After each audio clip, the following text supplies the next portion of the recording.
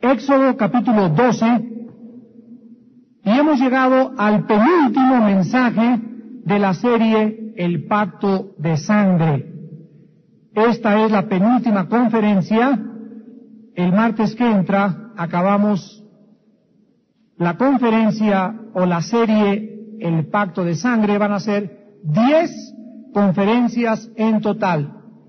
Esta es la número 9 y vamos a acabar la clase que entra con la última conferencia para cerrar la serie El Pacto de Sangre. En esta noche el tema va a ser la Pascua. La Pascua. Dice Éxodo 12, versículos del 1 al 7. Habló Jehová a Moisés y a Aarón en la tierra de Egipto, diciendo: Este mes os será principio de los meses, para vosotros será el primero en los meses del año. O sea, estaba hablando del mes de Nisán. Hablad a toda la congregación de Israel, diciendo: En el 10 de este mes, tómese cada uno un cordero según las familias de los padres, un cordero por familia. Mas si la familia fuere tan pequeña que no baste para comer el cordero, entonces él y su vecino inmediato a su casa tomarán uno, según el número de las personas, conforme al comer de cada hombre. Haréis la cuenta sobre el cordero. El animal será sin defecto, macho de 1 año, lo tomaréis de las ovejas o de las cabras, y lo guardaréis hasta el día 14 de este mes, y lo inmolará toda la congregación del pueblo de Israel entre las 2 tardes. Y tomarán de la sangre, y la pondrán en los 2 postes y en el dintel de las casas en que lo han de comer. Versículos 11 al 14. Y lo comeréis así: ceñidos vuestros lomos, vuestro calzado en vuestros pies, y vuestro bordón en vuestra mano, y lo comeréis apresuradamente. Es la Pascua de Jehová. Pues yo pasaré aquella noche por la tierra de Egipto, y heriré a todo primogénito en la tierra de Egipto, así de los hombres como de las bestias, y ejecutaré mis juicios en todos los dioses de Egipto, yo Jehová. Y la sangre os será por señal en las casas donde vosotros estéis. Y veré la sangre, y pasaré de vosotros, y no habrá en vosotros plaga de mortandad cuando hiera la tierra de Egipto. Y este día os será en memoria, y lo celebraréis como fiesta solemne para Jehová durante vuestras generaciones, por estatuto perpetuo lo celebraréis. Versículos 22 en adelante. Tomad un manojo de hisopo y mojadlo en la sangre que estará en un lebrillo, y untad el dintel y los 2 postes con la sangre que estará en el lebrillo, y ninguno de vosotros salga de las puertas de su casa hasta la mañana. Porque Jehová pasará hiriendo a los egipcios, y cuando vea la sangre en el dintel y en los 2 postes, pasará Jehová aquella puerta, y no dejará entrar al heridor en vuestras casas para herir. Guardaréis esto por estatuto para vosotros y para vuestros hijos para siempre. Y cuando entréis en la tierra que Jehová os dará, como prometió, guardaréis este rito. Y cuando os dijeren vuestros hijos: ¿qué es este rito vuestro?, vosotros responderéis: es la víctima de la Pascua de Jehová, el cual pasó por encima de las casas de los hijos de Israel en Egipto, cuando hirió a los egipcios y libró nuestras casas. Entonces el pueblo se inclinó y adoró. Hemos llegado a la penúltima conferencia de la historia del Pacto de Sangre, y el escenario lo tenemos en la tierra de Gosén, al norte de Egipto, cerca de la cuenca del río Nilo, donde los descendientes de Abraham vivieron durante aproximadamente 430 años, de acuerdo a una profecía que se le había dado a Abraham en Génesis 15, versículo 3. Cuando llegaron los judíos a Egipto, eran 70 personas, de acuerdo a Éxodo 1, versículo 5. Pero con el pasar del tiempo se convirtieron en millones de personas, tal como se había profetizado en Génesis 22, versículo 7. Habían crecido tanto que el faraón de Egipto mandó aumentar la dura servidumbre en que se encontraban, los esclavizó aún más y los trató peor que animales. Finalmente, en su desesperación, clamaron a Dios y Dios recordó su pacto con Abraham en Éxodo 2, versículo 23 al 24. Dios entonces viene a través de Moisés y en la persona de Moisés cumple la profecía dada a Abraham y comienza el programa de la redención, de la liberación de su pueblo de la tierra de Egipto. Dios comienza a enviar plagas y cada plaga, la 1, la 2, la 3, la 4, la 5, hasta la 9, eran plagas que iban en contra de los dioses de Egipto. O sea, los egipcios adoraban el río Nilo, era sagrado para ellos. Dios avienta una plaga demostrando que Él era más grande que el Dios del río Nilo. Los egipcios adoraban a las moscas, a los piojos.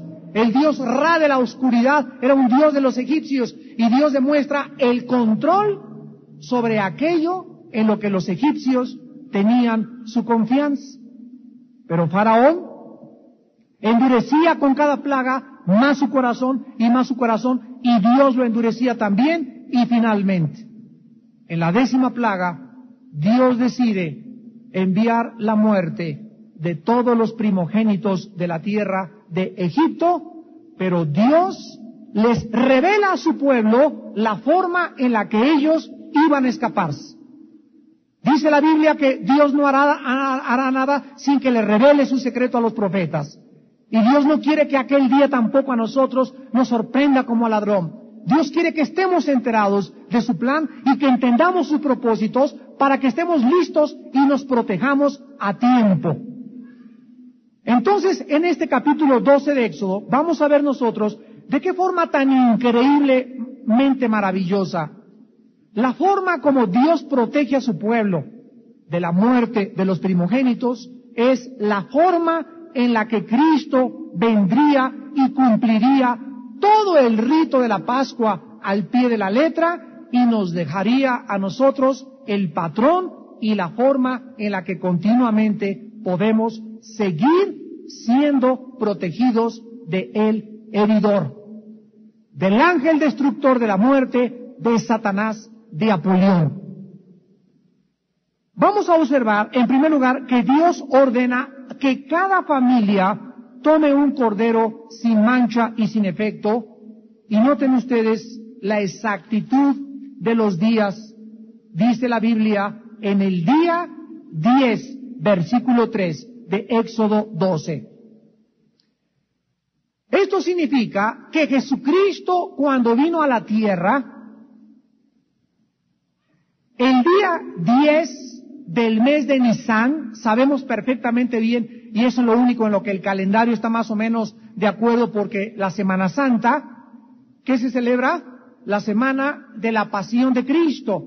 Bueno, el mes de abril es precisamente en lo que caía la mitad del mes, el mes de Nisan, y se convierte en el primer mes del calendario de los judíos. Dios aquí en Éxodo 12 les cambia el calendario a los judíos, porque el calendario judío oficial comenzaba con el mes de Tishri, en el mes séptimo, y ahora Dios les da un calendario religioso que hasta la fecha los judíos ortodoxos continúan cumpliéndolo. Entonces, para los judíos ortodoxos, el mes de abril es enero para nosotros. Para ellos comienza el año, porque aquí se instituye como algo oficial, o será el primer día de los meses. Ahora bien, el día 14º de ese mes, dice la Biblia en el versículo 6, ese mismo día tenían que traer el cordero, matarlo a la puerta de la casa, tomar la sangre del cordero con una especie de esponja, y se traduce hisopo, y tenían que poner con la esponja tenía un poco de agua, con agua y con sangre, tenían que poner la sangre arriba en el dintel de la puerta del marco, mucha atención, a los lados y al pie de la puerta. Tenía que haber sangre arriba, tenía que haber sangre a los lados y tenía que haber sangre abajo. ¿Qué estaba Dios proyectando con esto? La cruz. En la cruz del Calvario había sangre en la cabeza de Cristo, había sangre en el brazo derecho y en el brazo izquierdo, había sangre en los pies y había sangre al pie del altar en la tierra. Dios estaba proyectando la cruz desde el Éxodo hacia adelante, miles de años después, mostrándonos que el altar donde su Hijo moriría no sería una puerta, sino sería una cruz. Y la puerta tipificaba o simbolizaba la cruz donde Cristo algún día tendría que venir a morir, con la sangre arriba, la sangre abajo, la sangre a los lados y la sangre en el suelo. Todo esto tenía que hacerse ¿cuándo? El día 14. Y puesto que los hebreos comenzaban el día a las 6 de la tarde, tenían que matar el cordero entre las 3 y las 6 de la tarde. Porque si se pasaba a las 6 de la tarde, se violaba ese día. Entonces los corderos tenían que comerlo entre las 3 y las 6 de la tarde. Y es precisamente a la hora, en el día, en que miles de años después el Hijo de Dios murió. Cristo muere, si alguien quiere saber cuándo muere Cristo, el día 14 del mes de Nisan. ¿Y a qué horas muere? A las 3 de la tarde, cuando el cordero era sacrificado en el día de la Pascua. Encontramos pues aquí a las familias que tenían que asar el cordero completo, con panes sin levaduras y hierbas amargas, y se tenían que comer todo absolutamente, y todas las familias en la tierra de José tenían a la misma hora, en el mismo momento, en el mismo día, que quemar un cordero. Imagínense ustedes que todo Egipto comenzó a oler a cordero al pastor. Miles de habitantes y de familias judías estaban a la misma hora, y se veía el humo cómo saldría, y los egipcios viendo desde lejos sin entender qué es lo que iba a pasar y sin imaginarse que al amanecer ellos iban a ser libres para siempre. Este humo que salía de los miles de corderos que estaban siendo asados en cada familia de Israel era la evidencia para Dios de que representaba el pacto con Abraham y sus descendientes, porque la sangre había sido aplicada. Al preparar el cordero, dice Éxodo 12, versículo 46, se comerá en una casa y no llevarás de aquella carne fuera de ella, ni quebraréis hueso suyo.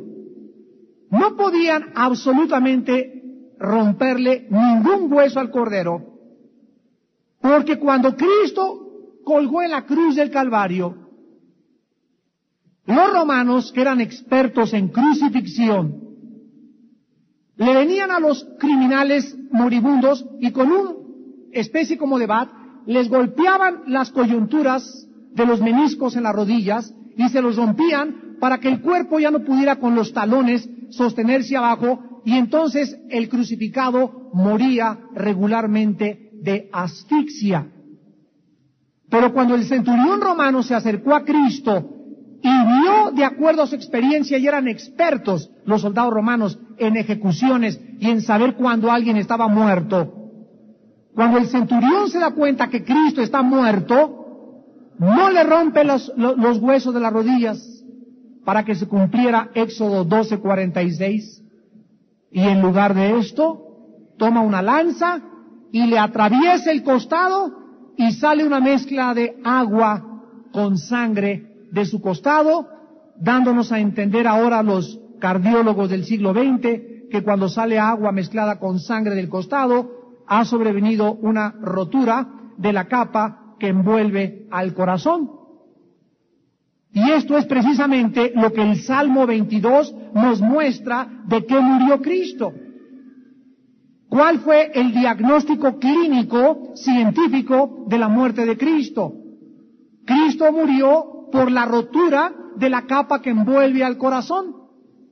Y esta capa explotó por el dolor moral que Jesús llevó en la cruz. Cuando el Padre pone nuestros pecados sobre su cuerpo, Cristo grita, ¿por qué me has abandonado, Señor? Y en ese momento nuestros pecados eran puestos sobre Él. Él sin pecado se hacía pecado por nosotros. Y en ese momento el Padre se separaba de Él. Y eso era lo que lo había afligido. La noche anterior, en el huerto de Getsemaní, había sudado sangre. Sus capilaridades habían sacado la sangre de el sufrimiento que Él iba a enfrentar cuando el Padre lo iba a abandonar por primera vez en la eternidad. Y aquí vemos que tenía que cumplirse de que el Cordero no se le podían romper los huesos. Y Cristo, entre los más de 500,000 crucificados, de acuerdo a Plinio y Josefo, historiadores del primer siglo de la era cristiana, entre los 500,000 crucificados que murieron en los primeros siglos, Cristo fue el único al que no le rompieron un solo hueso. La Biblia dice que también deberían de comerse el cordero vestidos, simbolizando que estaban listos para salir corriendo de Egipto. Ahora bien, aun cuando las familias estaban dentro de las casas, pues no podían ver al ángel de la muerte que pasaba destruyendo y entrando a las casas que no estuvieran bajo la cruz, bajo la sangre de Jesucristo, pero ellos tenían fe en que Dios los iba a proteger.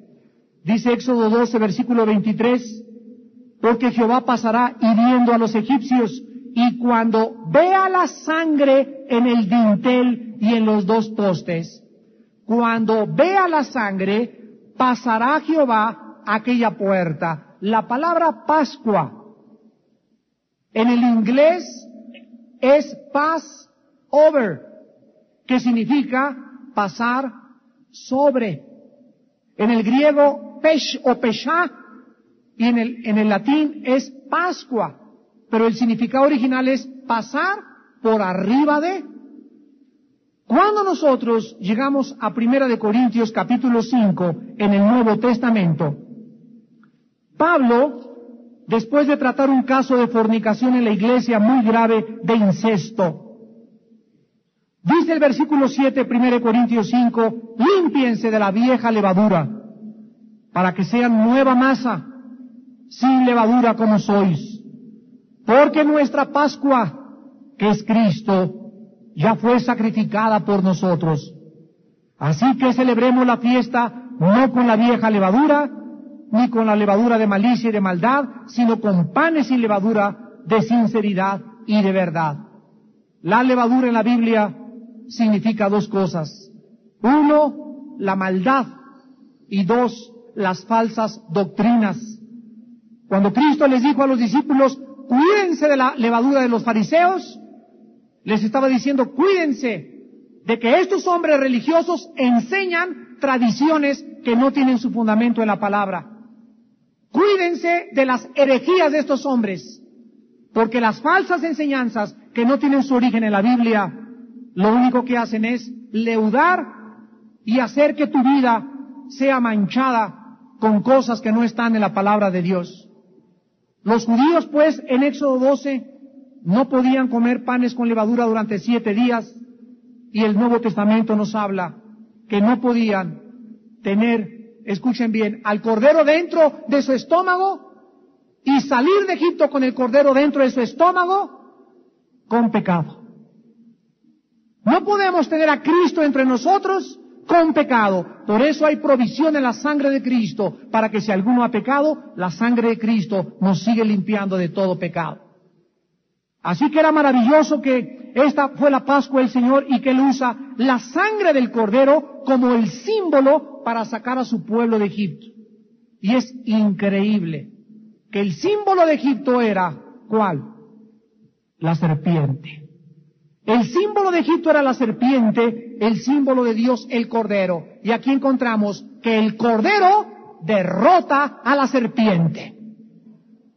¿Y de dónde viene este simbolismo y cuáles son los orígenes de este simbolismo? Bueno, la Biblia dice en Apocalipsis 12, versículo 9, que la serpiente es Satanás.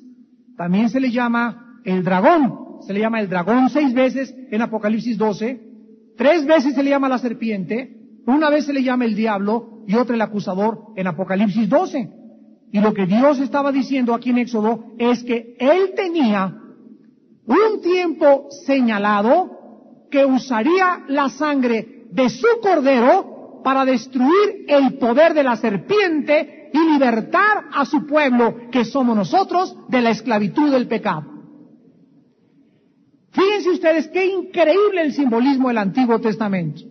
Cada detalle, cada símbolo nos muestra la armonía tan perfecta de la palabra de Dios, como el Éxodo, con Primera de Corintios, con Romanos, con Ezequiel, con Daniel. Todos los libros de la Biblia están entretejidos, y entre todo este entretejimiento y entre todos estos hilos corre en medio el hilo de la sangre del Cordero que quita el pecado del mundo. Es el hilo que corre en medio por toda la Biblia. Por esto es el tema de estas conferencias, la sangre de Jesucristo. Y vayamos a Génesis 3:15 para ver de qué forma la profecía comenzaba a cumplirse. Desde el principio de la creación, este ha sido el plan de Dios, que el Cordero derrote a la serpiente. Y en Génesis 3:15 encontramos esta primer profecía del Mesías. Dios le habla a Satanás y le dice: pondré enemistad entre ti y la mujer, y entre tu simiente y la simiente suya.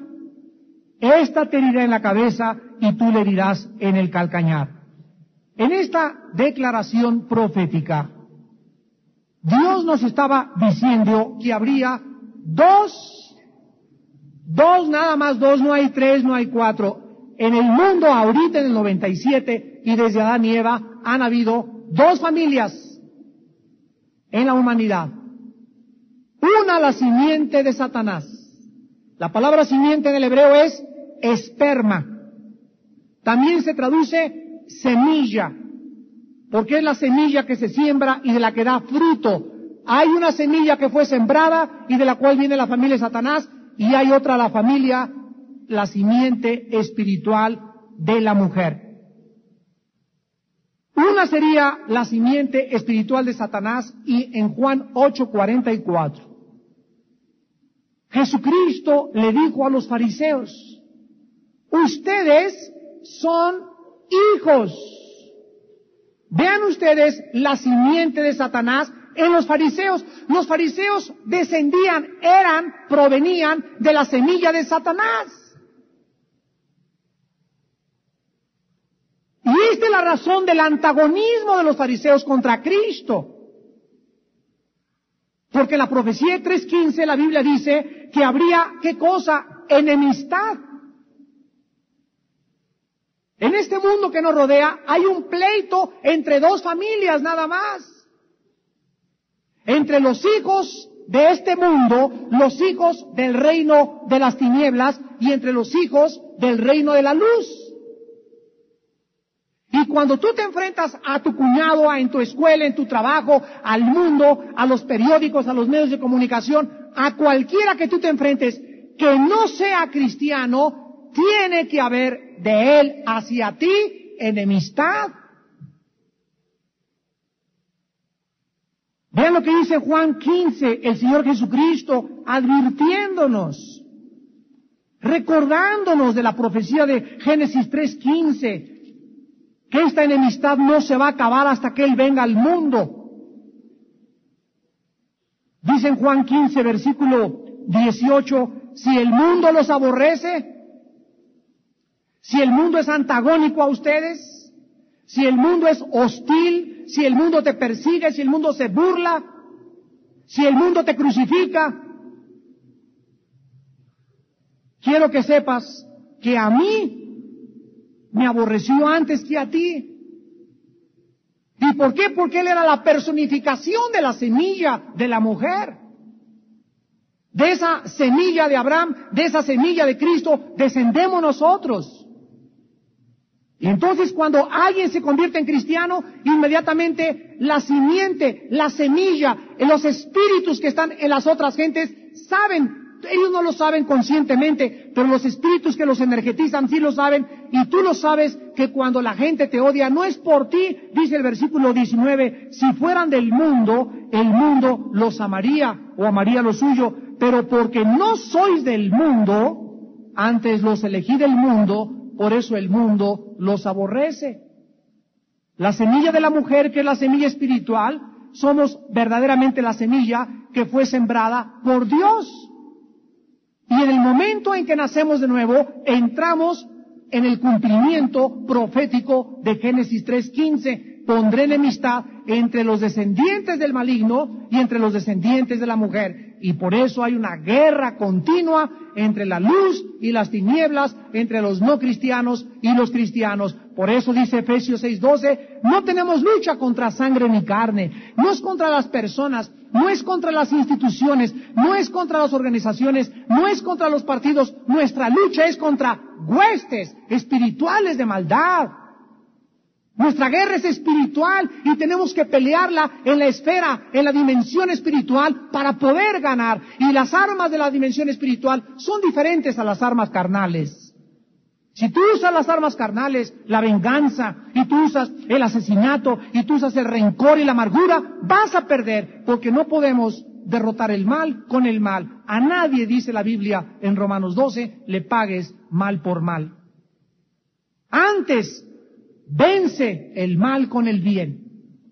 Ahora ves, Dios pues profetiza una guerra continua entre las dos simientes. El mundo proviene de Satanás. Dice 1 Juan capítulo 5, el mundo entero está bajo Satanás, bajo el maligno. Pero es muy importante este detalle. La semilla de la mujer sería masculina. Porque en el proceso natural de la reproducción humana, la semilla no la pone la mujer, ¿verdad? La semilla la traemos los hombres en los espermas. ¿Qué significa en el hebreo simiente? Esperma. Simiente, esperma, semilla son sinónimas palabras en la Biblia. Entonces, el hombre es el que coloca la semilla en el vientre de la mujer se encarga a través de la ovulación y de la fecundación, y nace el niño, pero el que puso la semilla fue el hombre. Entonces, cuando el Mesías naciera, ¿quién iba a poner la semilla? En el vientre de María. No podía ser José, porque si la simiente humana hubiera hecho que naciera el Mesías, la simiente humana viene contaminada. Romanos 5:12. Así como el pecado entró por un hombre y por el pecado la muerte, así la muerte pasó por todos los hombres por cuanto todos pecamos. Entonces, ¿quién fue el que puso la semilla para que fuera creado dentro del vientre de Jesucristo? El Espíritu Santo.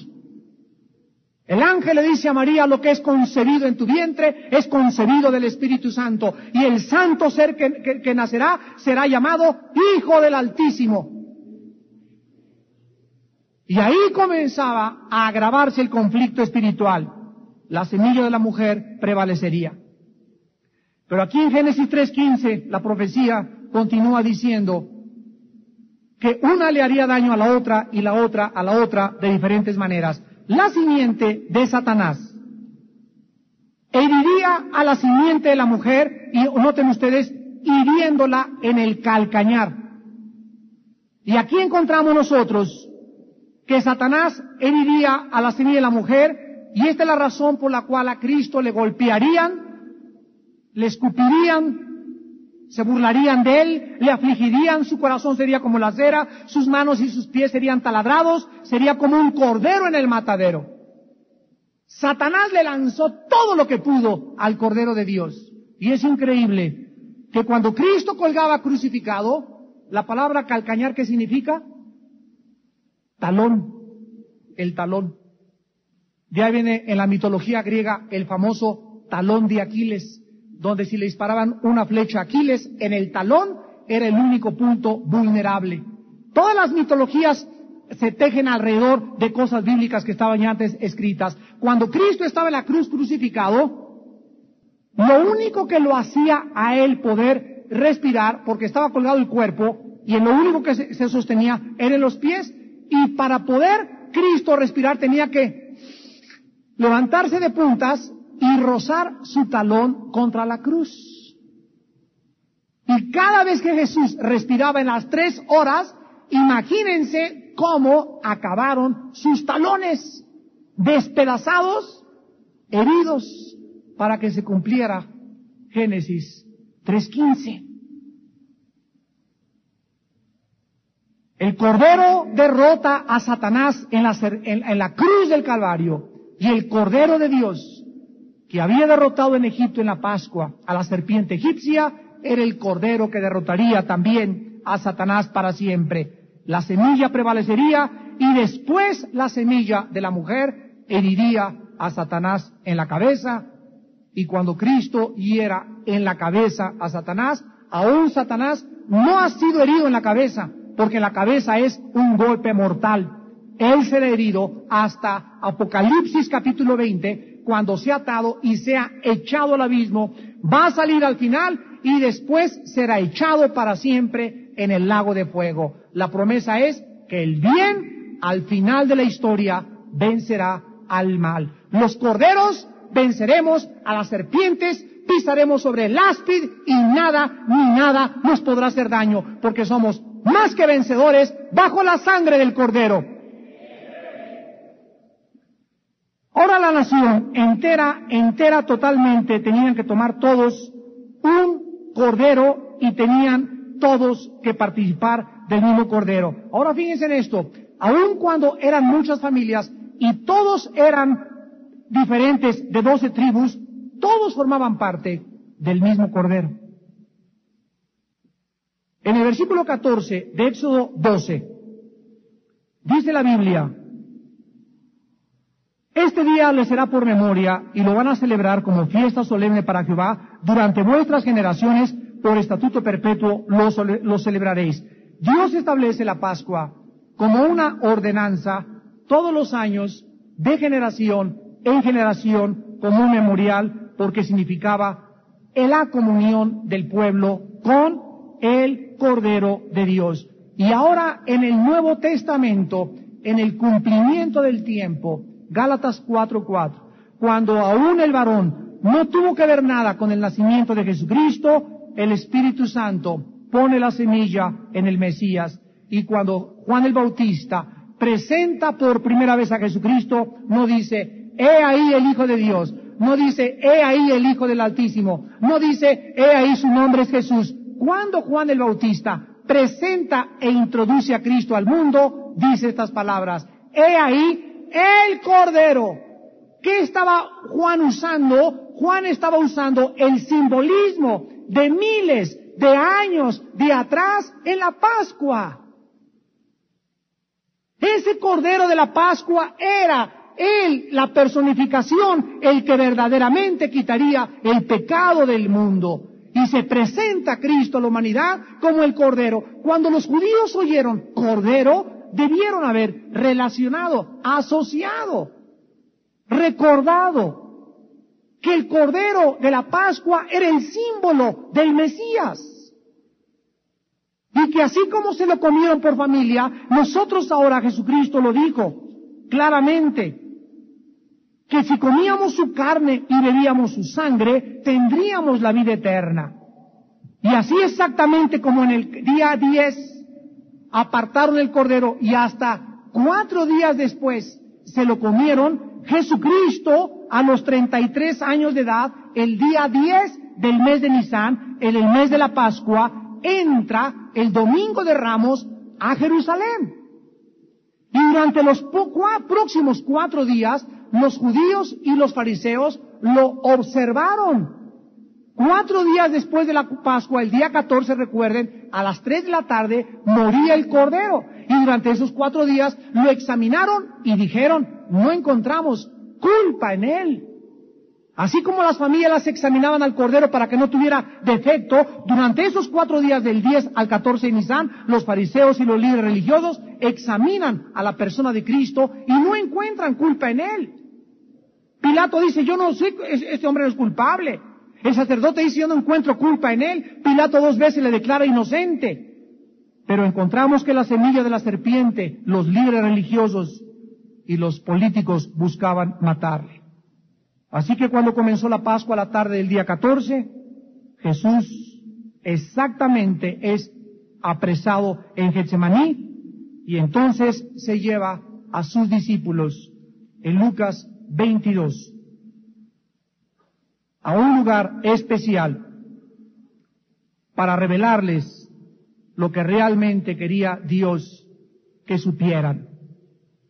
Dice el versículo 7, llegó el día de los panes sin levadura, Lucas 22, en el cual era necesario sacrificar, ¿qué cosa? No oigo. El cordero de la Pascua.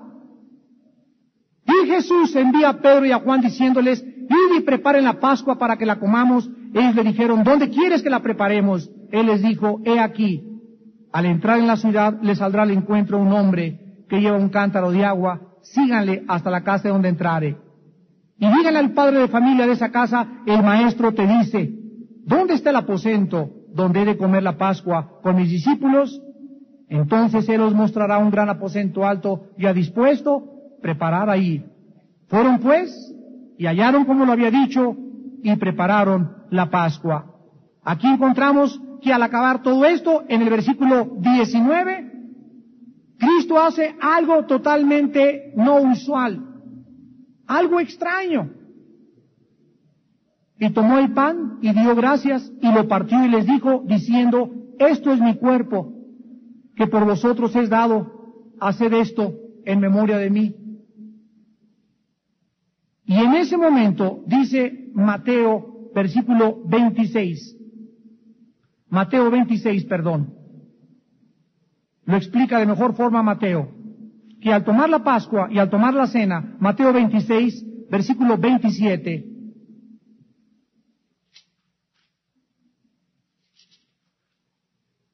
mientras comían, tomó Jesús el pan y lo bendijo y lo partió y dio a sus discípulos y les dijo, tomen, coman, esto es mi cuerpo. ¿Qué fue lo que se comieron en Egipto? ¿Qué se comieron? ¿Ya comienzan a entender? Cómanme, dice Cristo, esto es mi cuerpo. En símbolo les estaba entregando su cuerpo. Y tomando la copa, versículo 27, y habiendo dado gracias, les dio diciendo, beban de ella todos. Porque esto es mi sangre, ¿de qué cosa? Del nuevo pacto que por muchos es derramada para remisión de los pecados. Con estas palabras, Cristo realmente le estaba diciendo a los discípulos, por todas partes los hombres buscan la vida, yo soy la vida. El que me coma tiene la vida. Todo el que a mí venga va a encontrar la vida. Yo soy la razón por la cual todos ustedes existen. Así como tenían que salir con el cordero en sus estómagos para poder ser libres de la esclavitud en Egipto, así ahora podemos salir de Egipto, salir del mundo, pero habiendo comido primero la carne y la sangre del Señor Jesucristo. Cuando le recibimos como nuestro Señor y Salvador, es como si le comiéramos, porque Él entra y nos alimenta. Él es la verdadera comida, Él es el verdadero pan que descendió del cielo y que nos da vida a nosotros. Y es increíble que después de la cena, Jesucristo sale y tiene una confrontación con Satanás. A las 9 de la mañana, cuando los corderos comenzaban a ser preparados para el sacrificio, Cristo colgaba en la cruz. Marcos 15, versículo 25. Dice en Marcos 15, versículo 25, era la hora tercera cuando le crucificaron. Recuerden ustedes que la hora tercera era las 9 de la mañana. ¿A qué hora le crucificaron? a las 9 de la mañana. Ahí colgado y crucificado como un criminal, llevó nuestros pecados, sufrió nuestros dolores, herido fue por nuestras rebeliones, molido por nuestros pecados, el castigo que tú y yo merecíamos lo llevó Él. Y cuando una persona moría crucificada, moría en la ignominia, en la vergüenza, en el escándalo y en el ridículo más grande que una persona pudiera morir. Entonces, a las 3 de la tarde, ¿a qué horas mataban al Cordero el día 14? Entre las 3 y las 6 de la tarde. Tenía que morir antes de las 6 y tenían que comérselo antes de las 6, porque a las 6 acababa el día de los judíos. A las 3 de la tarde del día 14, Jesucristo expira en la cruz y le dice a su Padre: en tus manos encomiendo mi espíritu. Como en las puertas de Egipto, la sangre de Cristo cubría toda la cruz, arriba, abajo, a la derecha, a la izquierda y en el piso. Y para cumplir perfectamente la profecía, en Juan capítulo 19, versículo 36, de que ningún hueso sería roto, dice Juan 19, 36, porque todas estas cosas sucedieron para que se cumpliese la Escritura: no será quebrado hueso suyo. Por eso el centurión romano no le rompió los huesos.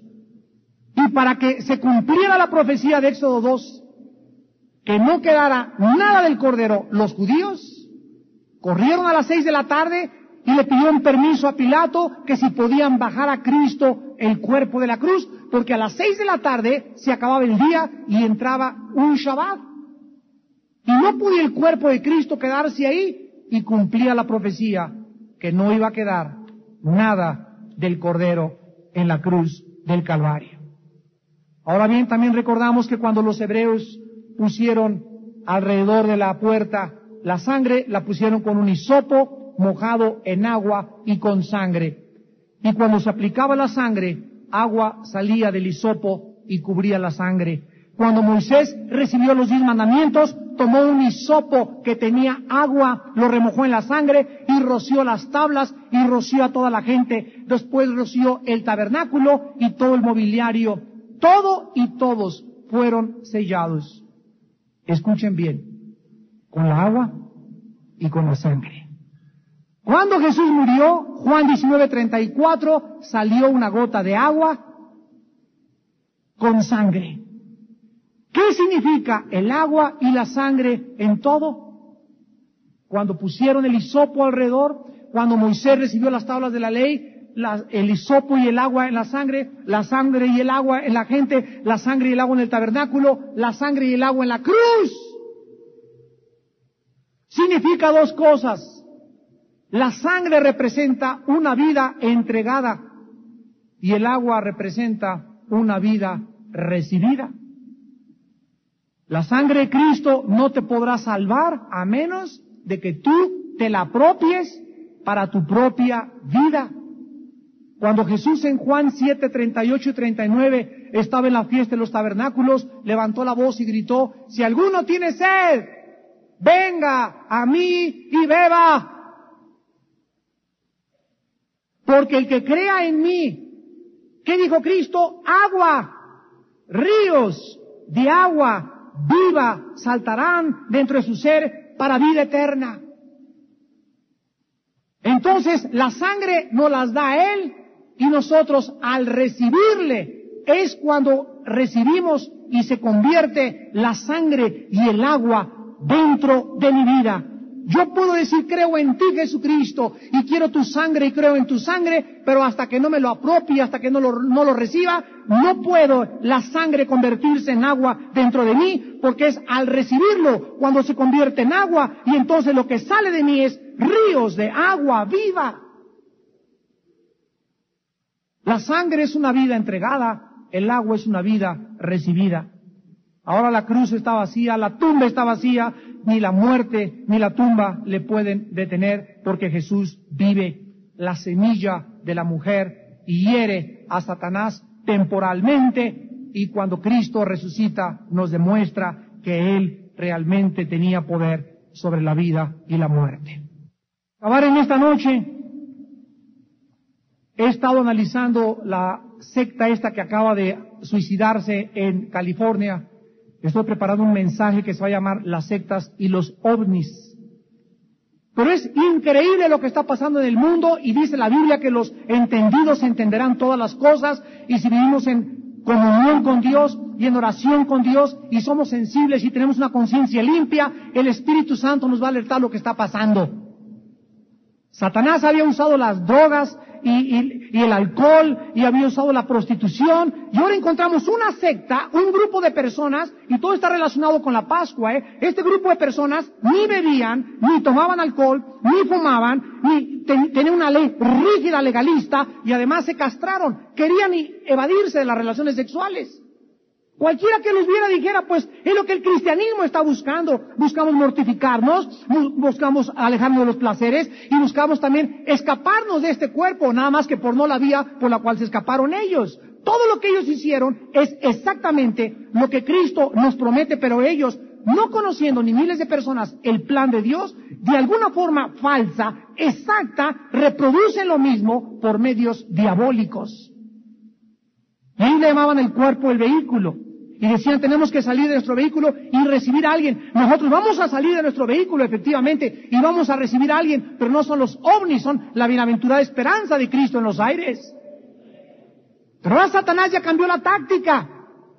Ahora lo que estos hombres están haciendo es exactamente lo que los budistas, lo que los tibetanos, lo que los gurús están presentándole al mundo. Se llama misticismo. Satanás está desenterrando el misticismo, sabiendo el hambre que tiene tan profunda en el corazón, le está entregando al ser humano medios ilícitos para poder escaparse de este mundo vía ilegal. Porque cualquiera que se quita la vida de esta manera, ¿verdad?, no es delante de Dios bueno, ni Dios tampoco lo aprueba. Nadie tiene derecho a quitarse la vida, menos la vida de uno mismo, porque es Dios el que nos creó y el que es soberano sobre nuestras vidas. Pero es increíble al analizar la raíz de toda esta secta, el misticismo. Se aislaron de todo, casi iban a hacer un convento, y llega el momento en que su jefe, Marshall Applewhite, está convencido de que tiene una voz que le dice, ya es la hora, cuando venga el cometa Applegate, y comiencen ustedes a preparar, compran en Tijuana fenobarbitales, se los toman para que se mareen, se ponen las bolsas de plástico, bajo el fenobarbital la persona ya no puede, ya se comienza a marear, ya la asfixia ya no la sientes, y abren los ojos y no están allá arriba, ni los ovnis se van a encontrar. Pero el tiempo que vivimos es peligrosísimo. Y la gente, estaba leyendo un artículo hoy en la mañana en la revista Newsweek, de los sociólogos. La razón es por la que la gente no tiene propósito, la gente no tiene visión, las instituciones han perdido su credibilidad, la familia se ha desbaratado, ya no le creen ni al Papa. Qué bueno que no le crean. Pero nosotros seguimos abriendo este libro y no nos comunicamos con los ovnis ni con espíritus, sino a través del Espíritu Santo. Y el único espíritu del universo que inspiró la palabra de Dios nos dice a nosotros, no os canséis de hacer el bien, ni os canséis tampoco de ganar las almas, porque a vuestro tiempo segaréis si vosotros permanecéis en mi verdad eternamente. Ahora celebremos la Pascua, y cada vez que tenemos la cena del Señor, estamos recordando, no estamos recibiendo a Cristo, estamos recordando, es un memorial de lo que Jesús hizo por nosotros en la cruz del Calvario, que se entregó por nosotros para que ya no vivamos para nosotros, para que le entreguemos sus vidas en esta noche y para que sepamos que ahora participamos del mismo Padre, del mismo Espíritu, del mismo bautismo. Así como las 12 tribus de Israel participaron todas, aunque eran corderos diferentes, era el mismo cordero en símbolo, así nosotros somos presbiterianos y pentecostales y bautistas, pero todos tenemos el mismo Padre, el mismo Espíritu y el mismo bautismo. Somos hermanos en Jesucristo, y el cordero que tú tienes es el cordero que yo tengo. Y no está dividido, el cuerpo de Cristo no está dividido, porque tenemos el mismo Jesucristo y la misma sangre que nos rocía y que nos guarda de toda maldad. No hay un cordero para cada denominación, todos formamos parte del mismo cuerpo y del mismo cordero. No hicimos un pacto con una organización, hicimos un pacto con una persona. Cristo es, Él es la base de nuestro compañerismo y de nuestra comunión. Y en esta noche, por lo tanto, todos debemos sentarnos a la misma mesa y disfrutar en esta noche la cena del Cordero de Dios que quita el pecado del mundo. Señor, te damos gracias por tu bendita y santa palabra. Te damos gracias, Señor, porque vives, porque eres santo y porque todo lo que era símbolos en el Antiguo Testamento ahora es una realidad. He aquí en esta noche el Cordero de Dios que quita el pecado del mundo. El Cordero que fue inmolado desde antes de la salvación. El Cordero que fue inmolado desde antes de la fundación. El Cordero que fue crucificado en la mente de Dios. El Cordero que es la raíz de David. En el libro de Apocalipsis, Juan vio un cordero que tenía un libro con 7 sellos. Y un ángel decía a gran voz, ¿quién es digno de abrir el libro y desatar sus sellos? Y uno de los ancianos me dijo, no llores. He aquí el león de la tribu de Judá, la raíz de David, ha vencido para abrir el libro y desatar sus 7 sellos. Y miré, y vi que en medio del trono y de los 4 seres vivientes estaba en pie un cordero como inmolado, un cordero que tenía 7 cuernos y 7 ojos, los cuales son los 7 espíritus de Dios enviados por toda la tierra. Y cuando el cordero tomó el libro, todos los seres en el cielo y los ángeles, los ancianos se postraron, todos con arpas, copas de oro llenas de incienso, que son las oraciones de los santos, y cantaban un nuevo cántico diciendo, digno eres de tomar el libro y abrir sus sellos, porque tú fuiste inmolado, y con tu sangre nos has redimido para Dios, de todo linaje y lengua y pueblo y nación, y nos has hecho para nuestro Dios reyes y sacerdotes, y reinaremos sobre la tierra. Oh Padre, esperamos a tu Cordero bendito y eterno, que dio su sangre por nosotros. Oh Jesús, tu iglesia te dice, ven pronto. Ilumínanos, Señor, antes de que tú vengas. Agudiza nuestro discernimiento entre el bien y entre el mal. Haznos sensibles al pecado. Haznos sensibles a las necesidades de la gente, para que tengamos un corazón evangelizador. Que no perdamos un día sin que le hablemos a alguien de Cristo, y que aventemos las redes en tu nombre, Señor, y en tus redes las recojamos. Cordero de Dios, que quitas el pecado del mundo, que te hemos comido, que hemos comido tu carne y bebido tu sangre, y que vives y habitas dentro de nosotros. Por los siglos de los siglos, te bendecimos y te damos las gracias por tu sacrificio en nuestro lugar. Y en esta noche, Dios quiere que muchos de ustedes también salgan de Egipto, salgan de este mundo. Huid de Babilonia, dice el Señor, y no os contaminéis con ellos. Huyan de esta generación perversa y maligna. Quiero, dice Dios, poner la semilla de mi Hijo Jesucristo en tu corazón en esta noche. Y te invito, dice el Señor, a que participes de la cena del Cordero, a que le comas todo entero, sin dejar nada, porque en Él estamos completos. Y Dios no nos da el Cordero por medida, nos los da totalmente.